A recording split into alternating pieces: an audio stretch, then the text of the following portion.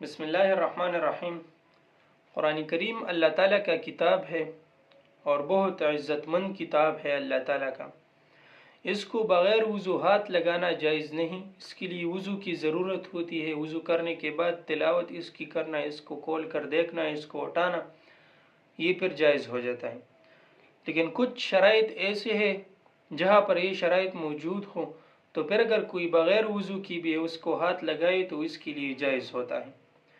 پہلی شرط یہ ہے کہ ناگزیر صورتحال ہو، مثلا قرآن شریف پانی میں وہ ڈوب رہا ہو یا قرآن مجید وہ آگ میں جل رہا ہو اور ایک شخص اس کو دیکھے، یہ وضو کی حالت میں نہ ہو لیکن پھر بھی یہ اس قرآن کو اٹھا سکتا ہے کیونکہ وہاں پر قرآن کے شہید ہونے کا خطرہ ہے، یا پانی میں وہ شہید ہو جائے گا یا آگ میں شہید ہو جائے گا، تو اس طرح اس کو جانا بغیر وضو کے ہاتھ لگانا اس صورت میں جائز ہے۔ دوسری شرط یہ ہے کہ قرآن کریم ایسے غلاف میں بندہ ہو جو اس کی وجود میں سے نہ ہو، اس کے اوپر کوئی کپڑا ہو، اس کے اوپر کوئی چمڑی ہو جو قرآن مجید کی وجود میں سے نہ ہو، تو اس طرح اس کی ذریعے ہاتھ لگانا ہی جائز ہے۔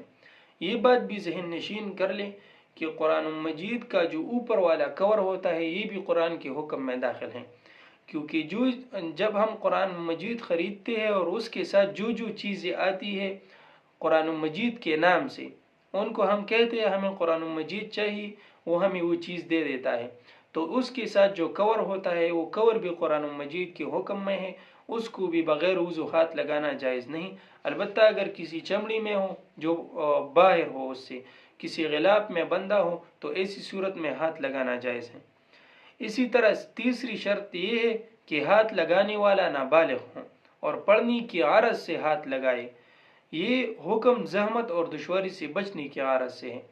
اگر بالغ ہو اور حائض عورت ہو، خواہ وہ معلم ہو یا متعلم ہو، دونوں صورتوں میں اس کو بغیر وضو کے ہاتھ لگانا جائز نہیں۔ اسی طرح چوتھی شرط یہ ہے کہ ہاتھ لگانے والا مسلمان ہو۔ اب یہ ساری شرائط کو جمع کر کے اگر یہ شرائط موجود نہ ہو، اس کے علاوہ قرآن مجید کو بغیر وضو کے ہاتھ لگانا یہ حرام ہے، یہ گناہ ہے، انسان اس سے گناہ کا ارتکاب کرتا ہے۔